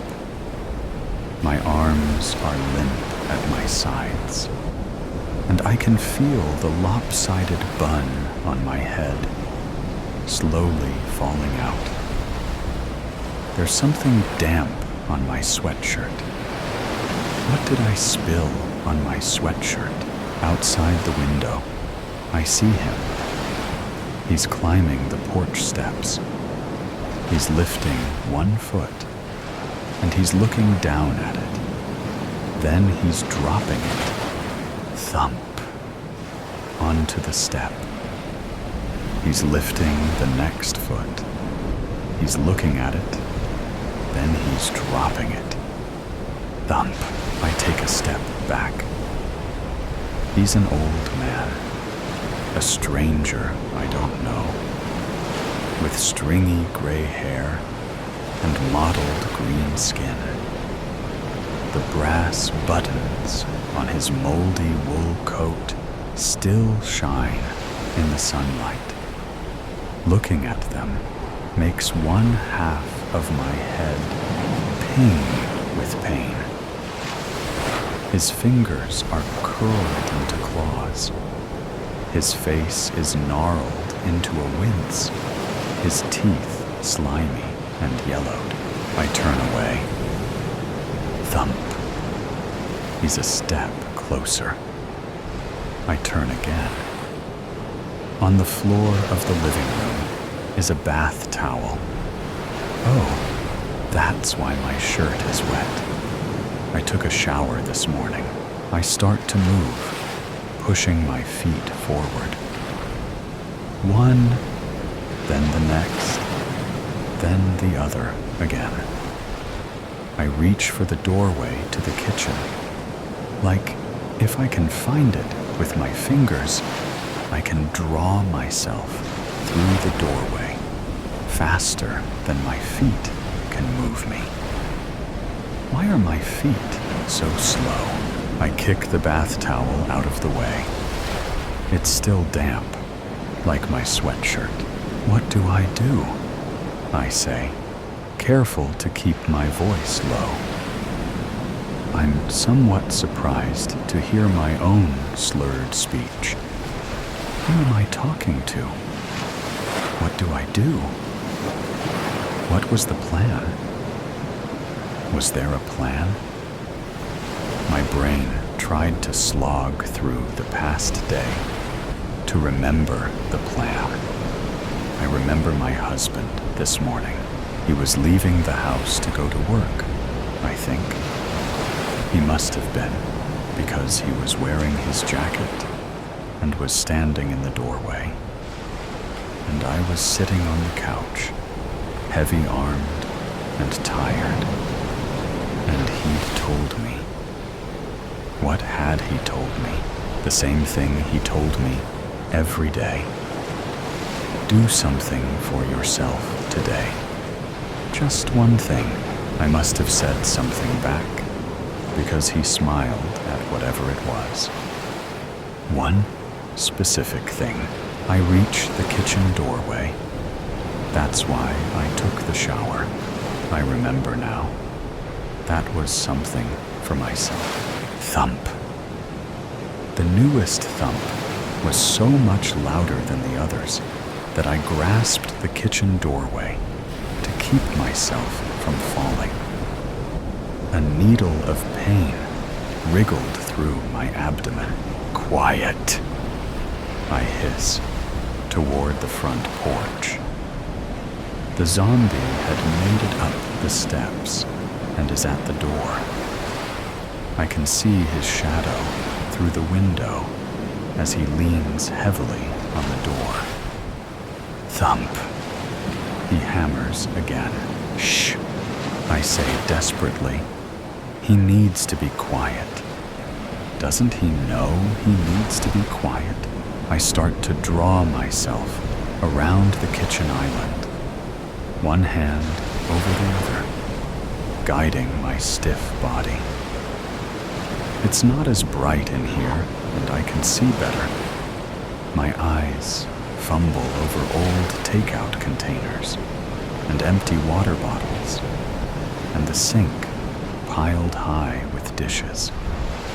Piled so high with dishes. Before I went to the hospital, I would have never let it get this bad. The gloves I usually use to wash the dishes are 1,000 miles away, down on the floor by several pairs of socks. Thump, crack, creak, creak. I stop, my hands placed on the kitchen counter, holding me still. I know that creak. It is a sound that washes over me every evening and fills me with relief. Why? Why do I love that sound? Now, it's the sound of the door opening as the zombie walks into my house. The zombie is walking into my house. No, oh no, I whisper and look around the dim kitchen. Where's my phone? It's in the living room. Thump, thump. Footsteps in the living room. And I hear a ragged, rancid breath. Suddenly, my hands let go of the kitchen counter, and I'm moving. My feet carrying me, careening through the house, stumbling, unmoored, out into the hall and across and into the dark, dark bathroom. The door shuts behind me, and I blink once and again and again.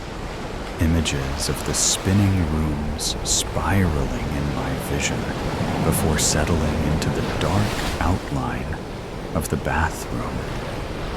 Sink, toilet, empty toilet paper rolls, trash overflowing, and from down the hall, from the living room, I hear a voice.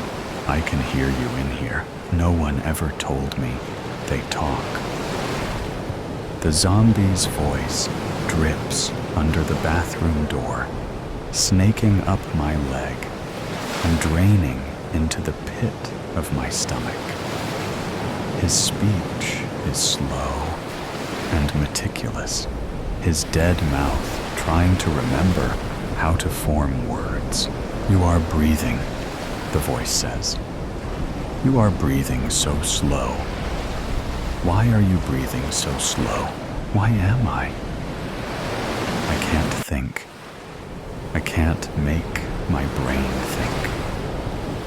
All I can see when I close my eyes and remember is my husband standing in the doorway, looking at me. Why is he looking at me like that? Full of pity? Why is he speaking to me so slowly?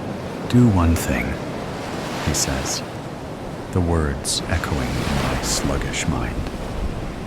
Do one specific thing, just for you. I did what he said. I look at the bathtub. I took a shower. A few water droplets are still dripping down from the shower head. I move forward, leaving the bathroom door. I hear heavy footsteps moving so slowly through the house behind me. I need to tell the zombie to walk quieter. He needs to be quiet. I hold out a hand, and I shiver as a cold water droplet splashes into my palm. I can barely see it in the dark, but my heart starts to sink, slowly, dropping from my chest down into my stomach, where slow, steady panic is building just under my ribcage. Why am I full of dread? Why does the water on my skin make me feel sick? Why can't I move fast enough to get to safety? My brain used to be smart and quick. Now it isn't. I'm never going to be quick again. I will find you.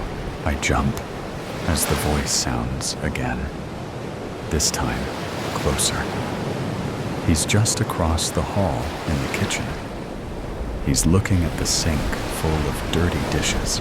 I yank my hand out of the shower like it's a fire and start moving again, letting my feet stumble and rush. My hand fumbles on the doorknob and the door swings open, and I see a shadow cutting across the floor of the hall. I've lost a sock, and my feet stamp. 1, 2, 1, 2, down the hall. I pass a closed bedroom door on my way. Shh. I need to be quiet. Stop being so loud. Why are you running? The rasping voice grates through the house. I can feel you. You're tired. You want to sleep. I reach the basement stairs, and I stop. To my left, the back door of the house, leading out into the overgrown backyard, and the bright sunlight dappling on the grass and flowers. I think I can smell the fresh grass and perfume of the flowers, even from here. And to my right, the rickety basement stairs, leading down into moldy darkness. You don't want to escape. Where is there to escape to, anyway? My feet are stuck to the floor. I can't run. I look down at my hand, damp from the water from the shower, and I remember that I took that shower for me, and that when I was done, I sat on the toilet in my towel, shivering and shaking, and I didn't feel better, and my ears were ringing with screaming, and my head was aching, and my stomach was twisting, and I was tired. I told them at the hospital I was so tired, and they sent me home anyway. It's all I can think anymore. And no amount of warm showers make me feel better. Why not? I can't seem to feel better. I'm tired. I turn away from the back door, and my feet drop onto the basement steps. I hear him behind me. Thump, thump. He's following. My feet hit the basement steps. Thump, thump. He's following. I reach out, raking my fingers along the concrete walls, balancing my stumbling legs and feet. Where are my feet? Where did I leave them? Oh, they're here, right underneath me. I reach the cold, cold floor of the basement and step over a puddle at the base of the steps, and I pass the light switch on the wall. I can see from the pale light that shines in through the small windows. Bins and boxes piled up where I left them, half open and spilling their contents on the floor. That was from before, when I cared about organization and neatness. Now, I can't even look at them. That's right, the croaking voice says. It's coming from the top of the stairs. It's grinding down the wood steps and splashing onto the concrete floor. Go down into your grave. Go down to drown alone. You do not want to walk back up again. My fingers trail along the dusty top of a box, then the edge of a bookshelf loaded with cans of beans and tomatoes and vegetables. My glazed eyes trail over the rows of cans, and I have to blink myself awake. I used to be different. I used to be awake. After what happened, whatever else there is, it's like I'm gone. I have to press a hand to my stomach, holding in my stitches and my guts even to walk. I miss the person I used to be. My feet shuffle along, 1 foot warm, 1 foot cold, 1 sock on, 1 sock off. I weave my way through the old bikes and laundry baskets to where the washer and dryer are crouching in the corner. I can hear his loud feet on the steps. One thing, one specific thing, just for me. I want to scream, to fill my lungs and holler as loud as I can, but instead it comes out as barely a whisper. Be quiet, I hiss. You need to be quiet. My hands rest, 1 on the washer, 1 on the dryer. I pause. I need to remember how to use my knees. I look down, and I remember, and bend, twisting at the waist, and bending my creaking knees all the way down until I'm on the floor. It's damp down here, water trickling in through the cinder blocks and oozing through the cracks in the floor. I place 1 hand on the cold floor, the water stinging my fingers with how cold it is. I reach behind me with the other hand. He's on his way down the steps. The steady thump, thump, thump echoing through the house. He's going faster because he knows. He knows why I came down here. Shh! Behind me, A dial on a metal safe clicks. Thump, thump, then splash. He reaches the puddle at the bottom of the stairs, and my eyes slowly look up. Up. He's tall and broad-shouldered, and I can see, in the dim light, the glint of his yellow teeth gnashing together. His eyes narrow when he sees me. Click, click, the dial behind me. There you are, he says, and he's moving, his hands bumping into dusty boxes and canned goods. I'm still crouching, and I can feel the water seeping into my sweatpants. I should be shivering, but I'm not. It feels almost warm. Warm, like blood, like my blood, pumping through me, swift and sure. Here you are, he says. The safe clicks open, and my hand closes over something familiar and solid. You're hiding down here to be found, he says, an ugly smile curling his gray lips.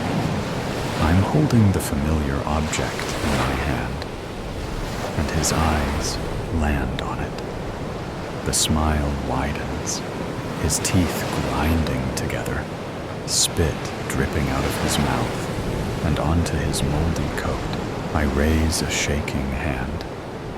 I pull in breath, and I let it out again. You can't do that, he says, his mouth fumbling over the words, spitting them out one at a time. He raises a crooked finger with a broken, bloody nail, pointing toward the ceiling and the floor above us. If you do that, you won't be quiet. Don't you want to be quiet? I do want to be quiet.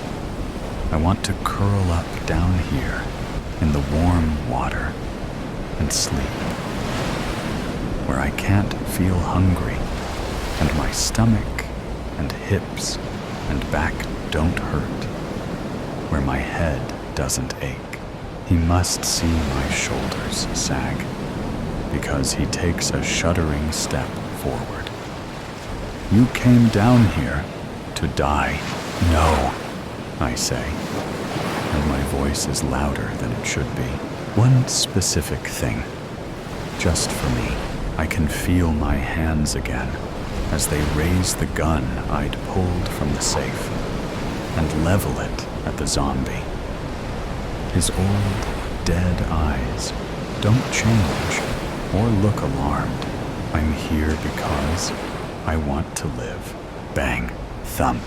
Upstairs, in the bedroom I had skipped, suddenly startled awake, my newborn baby starts to cry. I look at the rows of canned goods, vegetables and beans and soup. I think it's time to cook some lunch, all for science.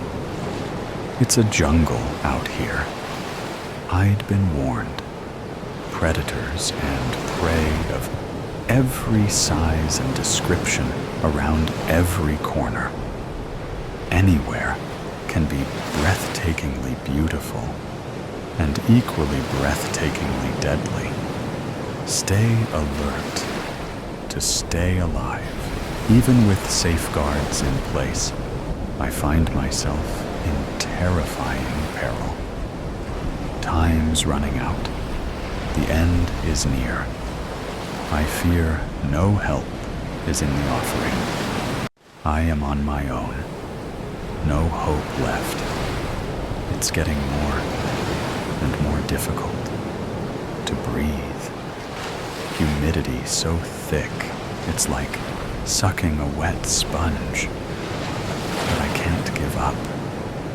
Yet. I see my short life flashing before me. Might pass out soon. How how can this be happening? Samswa won a grant to study rainforest in Amazon, all for science. Far back as I can remember, I had a love for plants, instilled by my mother. Rest her soul. She raised exotic plants. So I wanted to emulate her, made it into a great university. Oh, that hurt. Can't think straight. Getting lightheaded. Most of my history will be found in my journals. When did I last make an entry? Right. When I arrived. Was going to add more tonight. Oh, well, best laid plans. He has me pinned right where he wants me, trembling in fear. Grip tightens. Oh, hope Adam knows I really did love him. Wanted to be his wife, but so ironic when I think about it now. How we were saving ourselves for marriage. Mutually agreed. The right thing to do with our bodies. Not give in to temptation and all that. Yeah, we made it to some bases, but overall, still a virgin at 23. Could have gotten married long ago, but we wanted our master degrees first. I tried to scream at first. Takes too much breath. Now, look at my body. I tried so hard. Stay in shape. Stay healthy. Exercise. Eat right. There'll be nothing left. A pith helmet and designer cargo pants, if that. Ow. Think that was a rib. That cracked. Snap. Crackle. Pop.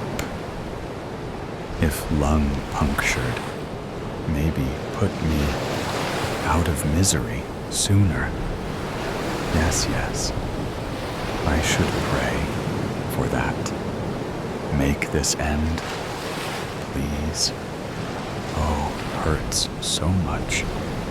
Get it over with. Already.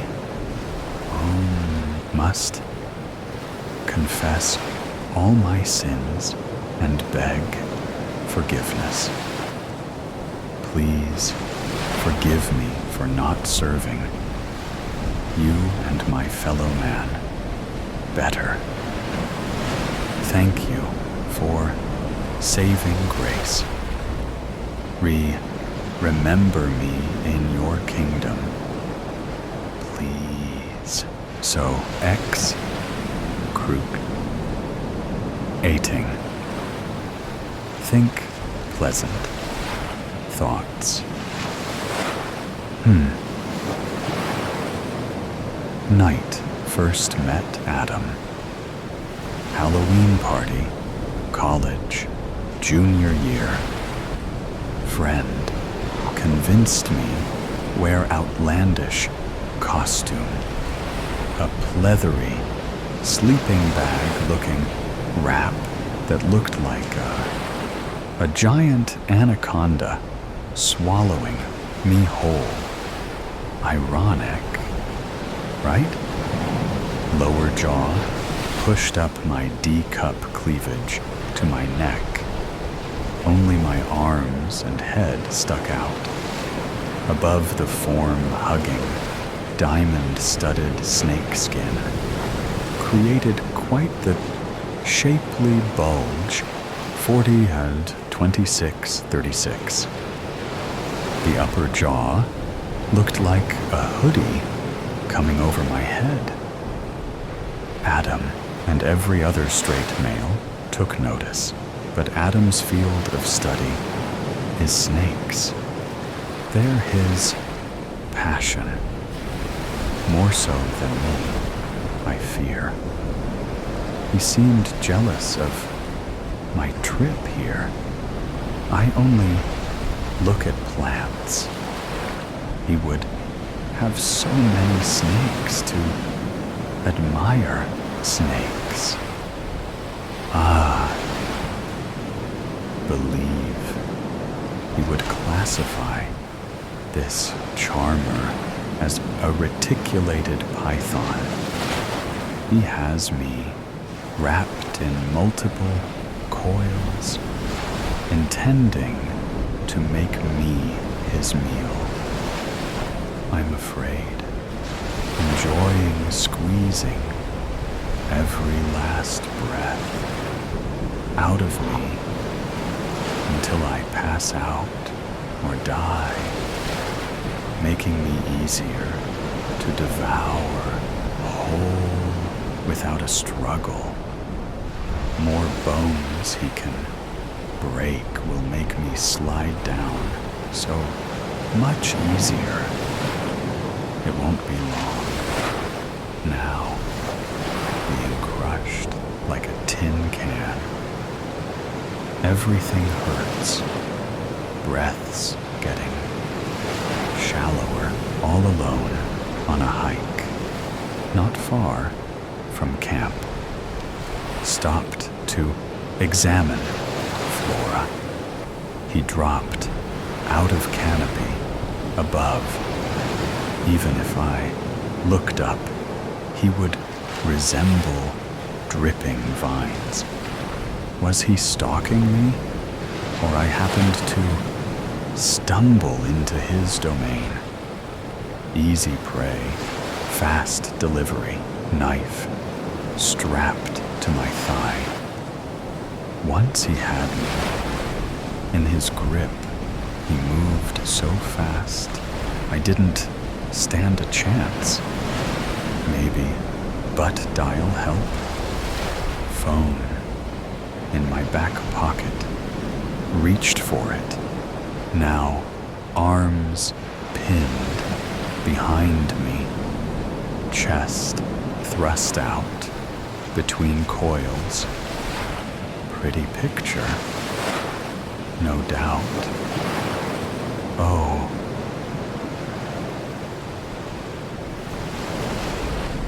Try not to imagine the coming horror.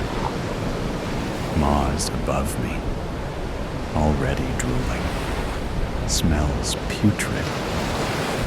I can hear his forked tongue testing, tapping my pith helmet.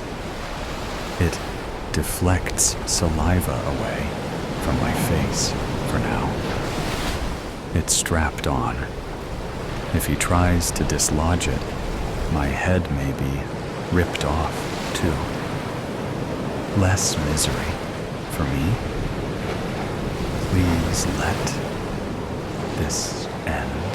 With each exhale, he takes up the space, crushing me more, making impossible to get air. Oh, the pain. Agonizing pain. Adam once told me. This guy is one of most efficient killers in world. Only the best. For me.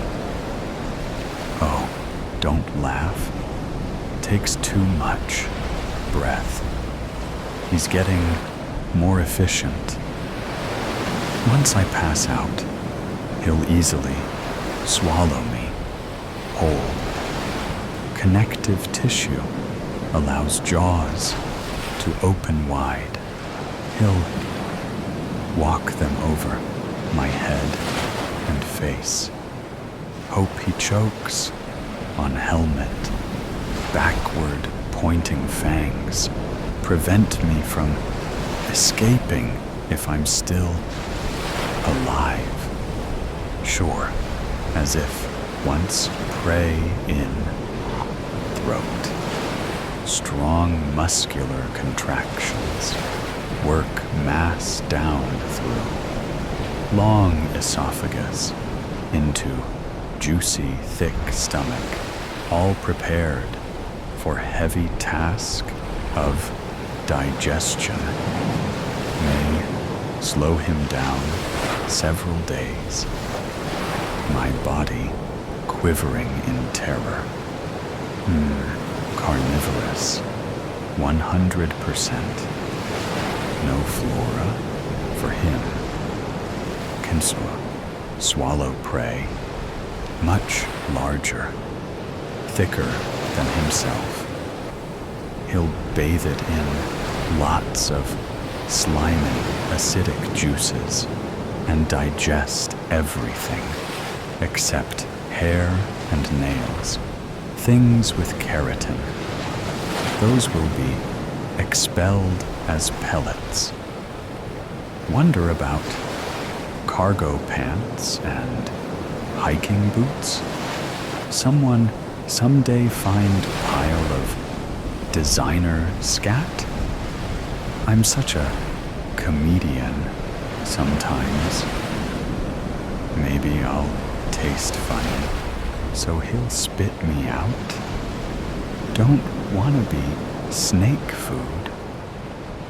Oh.